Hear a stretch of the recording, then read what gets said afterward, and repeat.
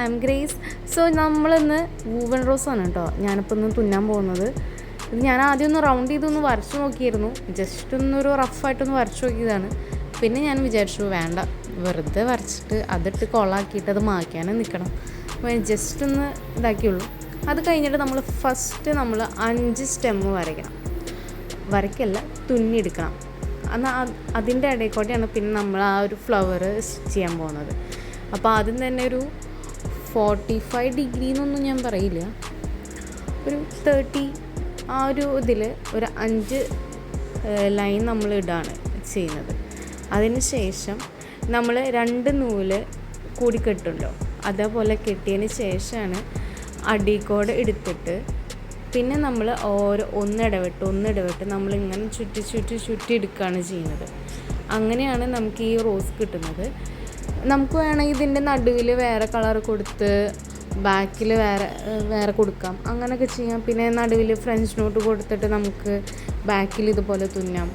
പല രീതിയിൽ നമുക്കിത് തുന്നാം. ഇത് ഞാൻ ജസ്റ്റ് ഒന്ന് സിമ്പിളായിട്ട് ഞാൻ ഇതൊന്ന് ചെയ്തതാണ്.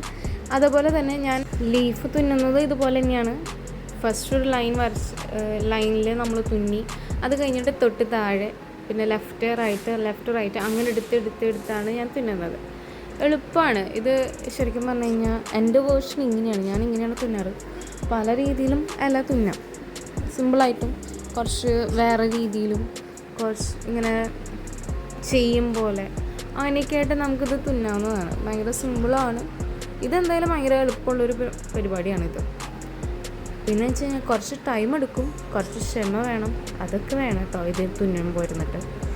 അതാണ് എനിക്ക് മെയിനായിട്ട് പറയാനുള്ളത്. പിന്നെ നമ്മളിപ്പോൾ വേറൊരു ഭ്രാന്ത് പിടിച്ച മൈൻഡിലിരിക്കുകയാണെങ്കിൽ നമ്മൾ ഈ പരിപാടി തുടങ്ങുകയാണെങ്കിൽ നമ്മൾ കുറച്ചൊന്ന് കാമായിരിക്കും. പിന്നെ നമ്മൾ ഈ ലോകത്തന്നെ ആയിരിക്കും. ഈ തുന്നണത് എങ്ങനെ തുന്നണം, എവിടെ കുത്തണം, എവിടെ വേണ്ട എന്നുള്ളൊരു രീതി നമ്മളത് ചിന്തിച്ച് തുന്നുമ്പോൾ നമ്മുടെ മൈൻഡൊന്ന് ചേഞ്ച് ആവും.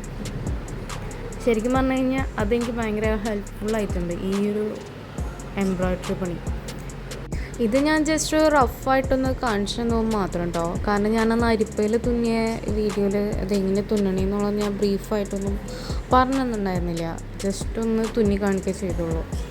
അപ്പോൾ ഇത് കുറച്ചുകൂടി എളുപ്പമാണ്.